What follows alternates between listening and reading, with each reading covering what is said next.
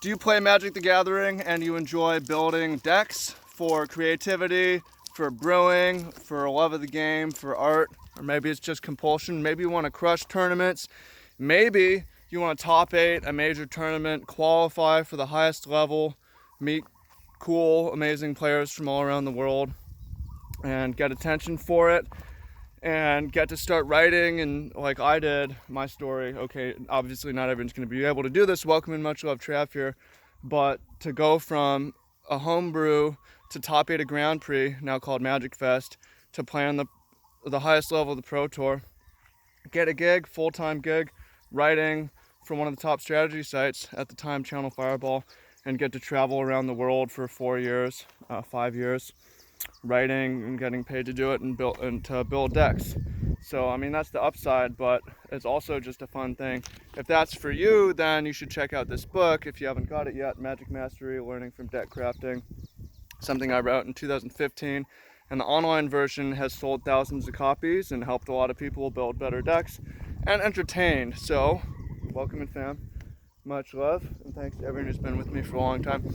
Part of that story is me being able to parlay all of that into moving to a beautiful place and doing what I wanted to do, which is, it is magic, but it's also raising livestock and animals, sheep and pigs and worms and chickens, and grow fruit trees and grow fig trees and be around the sunflowers and all that. So man, you never know what can happen just from building one breakout deck like I had with a living end. So what are you going to learn in this book? You're going to learn a lot of things. I'm going to show you the basic stuff. Let me find you. Also, I want to shout out Sean McLean for making the artwork. Okay. Gotta lick my fingers to turn the page here. You're going to learn how to put a mission behind it. Magic for Good, that's one of the groups that I've been running in a movement. I've given out tons of gear for that. But why having a mission outside of Magic, how you can use what you learn inside of Magic to share with people and to inspire people. That's a big thing, because it's more than just I want to build decks, but also like I want to inspire people that, hey, you could do something awesome if you put in the time and you don't know where it might take you. You're going to learn to explore the different identities. It's okay, everybody has their own personality type. People are different. You're different from me. I prefer to play combo decks. You might prefer to play control decks. Maybe you want to play aggro decks. That's okay. So we're going to take a tour through that and kind of do a personality of base color identity, multicolor identity, look at aggro versus control, cards versus combos, and help you decide what sort of deck that you want to build. Help you, this brewing, like get the idea going. Once you have the idea going, this is a step a lot of people forget. And the huge bonus from this book is that it's not just magic, although there's a lot of that, but it's how can we take these thinking systems from Magic and come and apply them to everything else that we're doing, so we can make a bigger difference in the world. We can make change and inspire people. So there's that. Yeah, draw from history and networks. You never want to reinvent the wheel. You always want to look at what's already been done and use that so you can save time. So part of that, people skip this step, is like, if I'm going to build a Grixis control deck, I should look through the history of all the Grixis control decks and see what they had in common. And it's going to walk you through how to do that. Synthesizing strategies, taking multiple archetypes, different sorts of decks, and combining them to coming up with something new, hybridizing different strategies. About how to evaluate cards is a big thing, like looking at what cards can fit into your strategy and whether it actually makes sense or not. Planning, sequencing, so thinking kind of from start to finish. And Magic's played turn by turn, turn 1, turn 2, turn 3, turn 4, turn 5. So having a game plan, a coherent game plan by cost, going from turn 1 to turn 6 or wherever you're going to end. Managing the mana ratio and managing multicolor mana. If you've ever want to build better mana bases, have less mana screw. That sounds nice to me, right? You don't want to spend as much time like dealing with the bullshit. Then that's definitely for you. It's going to go over the math of it, and it's going to go over the science, and it's going to go over the theory and the art of it.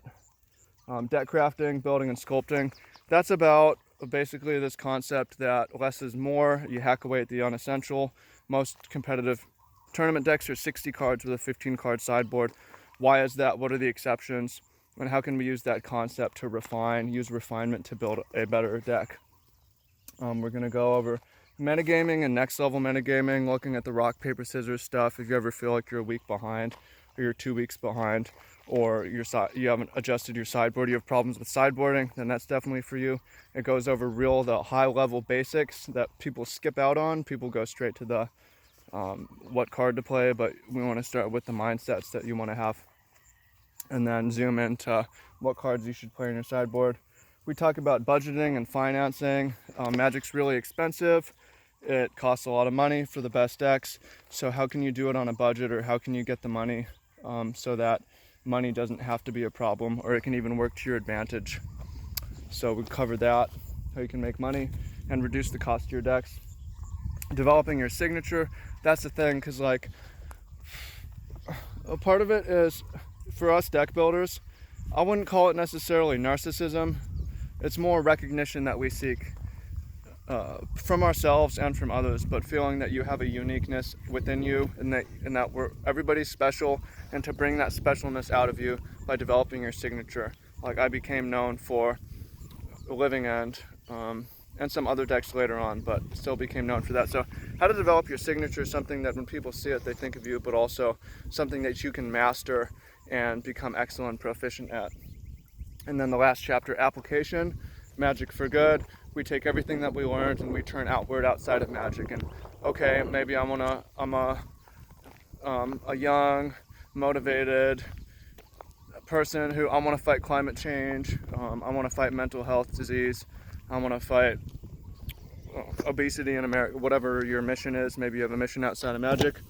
Well, let me go ahead and apply everything that I've learned in Magic for that. So the book, you can get it on Amazon, although unfortunately I don't have much control over this because I designed it through CreateSpace. It's $50 on Amazon. I only get $5. The minimum price I could put it at is $45. You don't have to get it there. It's an ebook, and you can get it on for $15 on you get it for $15 online, and I'll send you the PDF over today right away. So the choice is yours if you wanted to get the paperback, and I like having the paperback. Just set it on the table, set it on the coffee table or whatever you want to do with that. It looks pretty. It's fun to flip through. Or you can take it and get the PDF for $15. And then there's some bonuses in there. You can access tournament success, a video course, and some of y'all want to go from there to intensive coaching and training, and that's a possibility, a gateway in to get on our radar through that. But yeah, there's not a whole lot like it. And if you like this, I also recommend, there's another book out there by Patrick Chapin. It's a little bit dated now. It's called Next Level Deck Building, and mine is more a process. His is like a history of different decks. So if you end up liking this one, you should check out his too. I got absolutely nothing from doing that, but just kind of sharing the love. So go ahead and check it out. Link below again, paperback. It's a pretty thing. It's worth it. Shout out to Sean McLean. Mac-tastic art. And I'll see you on the inside. So there'll be a link down below somewhere. You click on it and you can access it. So appreciate you. Talk to you soon, and I'll see you in there. Peace out. Enjoy. Much love. Appreciate you. Thank you. Have a good one.